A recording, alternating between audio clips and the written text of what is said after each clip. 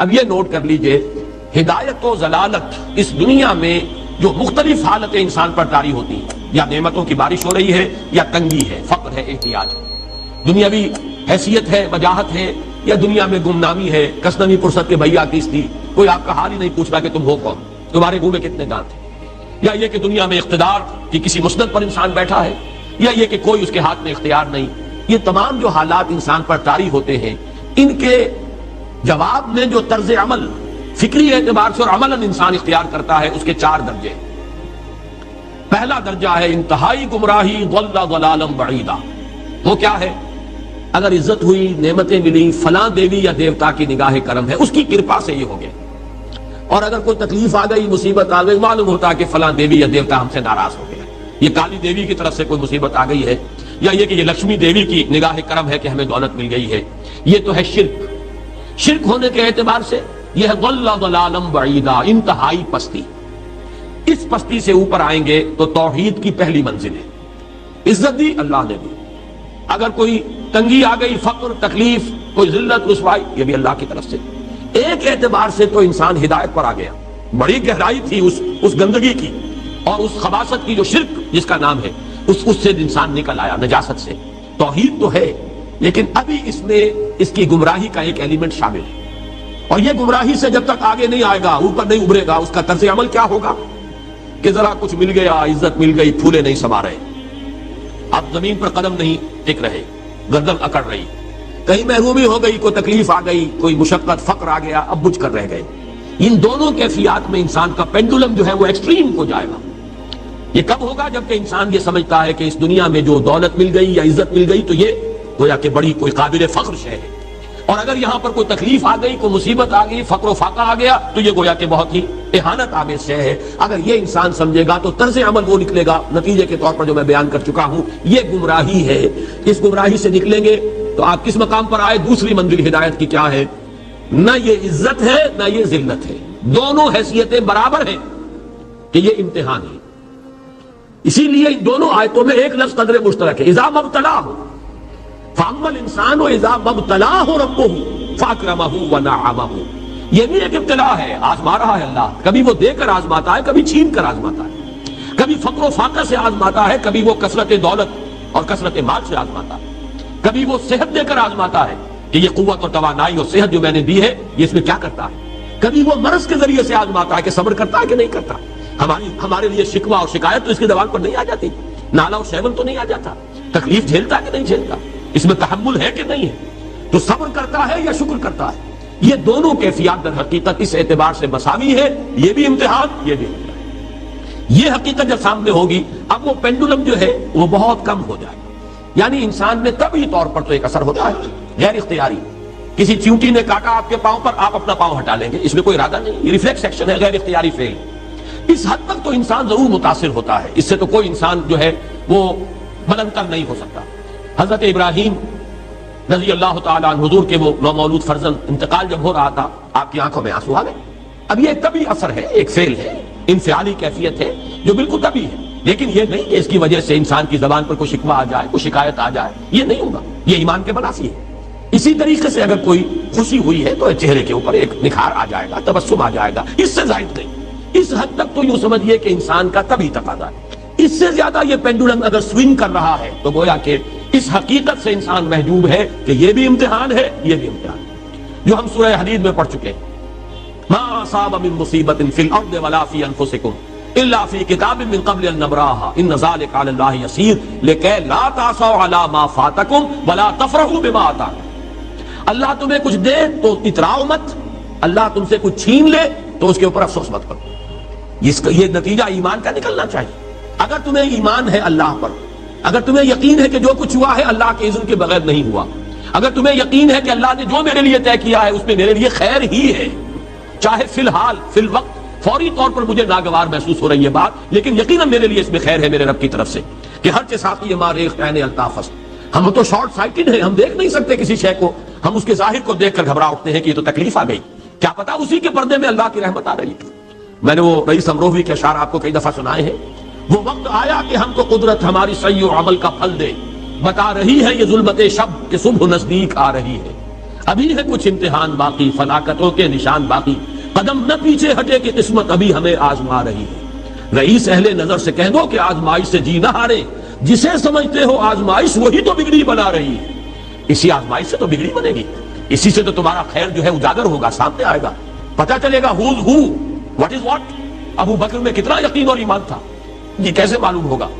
کیسے معلوم ہوگا کہ بلال میں کتنا سہار، کتنا تحمل تھا، کتنا صبر تھا، اگر وہ مصیبت ان پر نہ آتی کہ جو امیہ ابن خلف کے ہاتھوں ان پر قیامت ٹوٹ رہی تھی۔ تو یہ ساری چیزیں جو ہے ما اصاب من مصیبت فی الارض ولا فی انفسکم الا فی کتاب من قبل ان نبرأ ان ذلک علی اللہ یسیر لکی لا تعصوا علی ما فاتکم ولا تفرحوا بما آتاکم واللہ لا یحب کل مختال فخور۔ اگر اس حقیقت سے محجوب ہو جاؤ گے تو پھر اختیال اور فخر اور گھمنڈ پیدا ہو جائے گا تمہارے اندر، یا دوسری طرف مایوسی، کمر ہمت ٹوٹ کر رہ جائے گی، خودکشی کرنے کو انسان آمادہ ہو جاتا ہے، ذرا کوئی ناکامی دنیا میں آ گئی، کوئی تکلیف آ گئی۔ یہ ہے در حقیقت تیسری منزل، ہدایت کی دوسری سیڑھی۔ پہلا کیا تھا؟ نہاد ضل ضلالا بعیدا، کوئی خیر مل گیا تو کسی دیوی کی نگاہ کرم، کوئی تکلیف آ گئی تو کسی دیوتا کی ناراضی، یہ تو ہے ضل ضلالا بعیدا۔ اس سے اوپر آئے، یہ پہلی سیڑھی ہدایت کی ہے۔ عزت ہے تو اللہ کی طرف سے، اور اگر کوئی ذلت ہے، تنگی ہے تو اللہ کی طرف سے۔ یہ ہدایت کا آغاز ہو گیا، یہ توحید کی بنیادی منزل۔ اس سے اگلی منزل، یہاں کی ذلت ذلت نہیں، یہاں کی عزت عزت نہیں۔ ذالک یوم التغابن، ہار اور جیت کے فیصلے کا دن تو قیامت کا دن ہے۔ وہاں معلوم ہوگا جس کو اسرو عزت ملی وہ عزت والا ہے، جو اسرو ذلیل ہو گیا وہ ذلت والا ہے۔ یہ تو امتحان ہے، دارالامتحان ہے۔ خلق الموت والحیات لیبلوکم ایکم احسن عملا، یہ تو دارالامتحان ہے۔ امتحان ہونے کے ناطے دونوں برابر ہیں۔ اس سے اوپر ہے ایک چوتھی منزل، ہدایت کی تیسری منزل۔ وہ کیا ہے؟ عام طور پر انسان یہ سمجھتا ہے کہ یہ جو آزمائش ہے تنگی کی اور فقر و فاقہ کی، یہ سخت تر آزمائش ہے، اور نعمتوں کی بارش ہو تو یہ آسان آزمائش ہے۔ یہ بھی ابھی گمراہی کا ایک پرت جو ہے اس کی باقی ہے۔ ابھی ہدایت کا جو کامل جو ہوگا انکشاف، وہ کب ہوگا؟ جب انسان اس حقیقت کو جان لے کہ جہاں وسعت ہو، جہاں کثرت ہو، وہ زیادہ بڑا امتحان ہے، سخت امتحان ہے، بجائے اس کے کہ اگر قلت ہے، کمی ہے، یہ کم تر امتحان ہے، یہ کم بھاری امتحان ہے۔ کیوں؟ کہ اگر آپ کے پاس کثرت ہے، آپ کے اندر غفلت پیدا ہو جائے، کثرت کا لازمی نتیجہ غفلت ہے، اور اگر قلت ہے، بمشکل گزارا ہو رہا ہے، تو اللہ یاد رہے گا، راتوں کو گڑ گڑائیں گے۔ آسائش میں اللہ کو بھول جانا زیادہ ممکن ہے، بلکہ متوقع ہے، اور تکلیف میں اللہ کا یاد آنا زیادہ متوقع ہے۔ اس میں انسان فریاد کرتا ہے، اللہ سے دعا کرتا ہے، تو کون سی چیز نتیجے کے اعتبار سے بہتر ہوئی؟ معلوم ہوا یہ امتحان جسے آپ ہلکا سمجھ رہے ہیں یہ سخت تر ہے۔ اگر اصل کامیابی قیامت کی اور آخرت کی ہے تو یہ امتحان زیادہ سخت ہے بنسبت اس امتحان کی، اگرچہ اس امتحان کی بھی ایک آخری شکل ہے جس کے بارے میں حضور نے فرمایا کاد الفقر ان یکون کفرا۔ لیکن عام حالات میں یہ سمجھ لینا چاہیے کہ یہ بھی امتحان، یہ بھی امتحان۔ لیکن اگر تنگی ہے، اس کے لیے بھی حدیث بڑی پیاری ہے، حضور نے فرمایا ما قل و کفا خیر مما کثر و الہا۔ اگر کم ہو لیکن کفایت کر جائے، ضرورت پوری ہو گئی، پیٹ کو جتنا درکار تھا جسم اور جان کا رشتہ برقرار رکھنے کی اتنا مل گیا، نہیں کوئی کئی کورسز کے ڈنر کھائے ہیں، نہیں کوئی اس کے اندر جو ہے لذت ہے، لیکن یہ کہ بنیادی ضرورت پوری ہو گئی، کسی کے سامنے ہاتھ نہیں پھیلانا پڑا، کسی کے سامنے عزت نفس کو ہتھیلی پر رکھ کر پیش نہیں کرنا پڑا۔ ما قل و کفا، جو کم ہے لیکن کافی ہے، خیر وہ کہیں بہتر ہے اس سے مما کثر و الہا، جو ہو تو بہت لیکن اس سے غفلت طاری ہوتا ہے۔ الہاکم التکاثر، یہ تکاثر تو انسان کو غفلت کے اندر مبتلا کر دینے والی شے ہے۔ یہ ہے اصل میں کہ جس کے لیے تاریخی اعتبار سے نوٹ کر لیجئے واقعہ امام احمد ابن حنبل رحمہ اللہ، ان کی تاریخ کا، ان کی زندگی کا یہ واقعہ بہت ہی سبق آموز ہے۔ خلق قرآن کے مسئلے پر جب خلافت بنی عباس کے دوران ان پر تشدد ہو رہا تھا، مارا جا رہا تھا، جیل میں تعذیب، پرسیکیوشن، وہ مار ماری جا رہی تھی جس کے بارے میں آتا ہے کہ اگر ہاتھی کو بھی وہ مار ماری جاتی تو وہ بھی بلبلا اٹھتا۔ اس وقت کبھی ان کی آنکھوں میں آنسو نہیں آئے، ایک صبر اور ثبات اور استقلال کا پہاڑ کھڑا جھیل رہا۔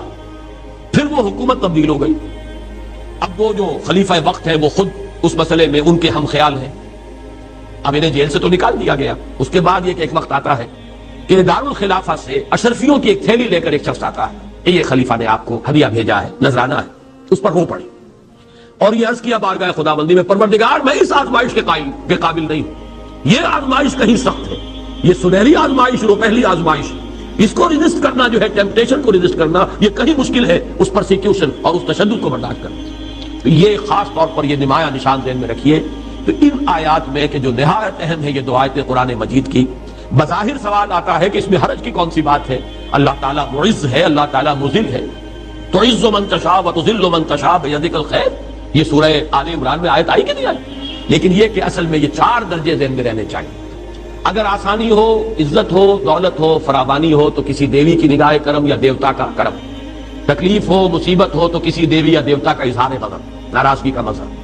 اس سے اوپر آئے جو عزت دی ہے اللہ نے دی ہے، مجھے اللہ نے باعزت کر دیا دنیا میں، اور یہ ذلت اللہ نے مجھے ذلیل کر دیا، اس کے اعتبار سے یہ ہدایت ہے. توحید تو آ گئی، لیکن ابھی گمراہی کا ایک ایلیمنٹ شامل ہے. وہ گمراہی کیا ہے کہ نہ یہاں کی عزت ہے، نہ یہاں کی ذلت ہے.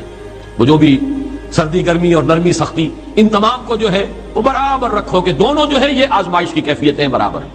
یہ ہو گئی گویا کہ اس سے ایک درجہ بلند. ابھی اگر ذہن میں آپ کے یہ ہے کہ یہ فراوانی اور دنیا میں نعمتوں کی بارش اگر ہو رہی ہو تو اس کو سمجھنا کہ یہ ہلکی آزمائش ہے، اور اگر فقر و فاقہ ہو، تنگی ہو، گمنامی ہو، اور دنیا کے میں کوئی حیثیت اور اہمیت حاصل نہ ہو تو یہ گویا کہ زیادہ سخت امتحان ہے. تو ابھی گویا کہ گمراہی کا ایک ایلیمنٹ موجود ہے. حقیقت منکشف ہوگی جبکہ یہ بات واضح ہو جائے کہ یہ امتحان جو ہے نعمتوں والا امتحان یہ سخت تر ہے، اور فقر اور احتیاج والا امتحان یہ نسبتاً آسان ہے. اس میں اللہ کی طرف رجوع کی توقع زیادہ ہے، اس میں غفلت کا اندیشہ زیادہ ہے.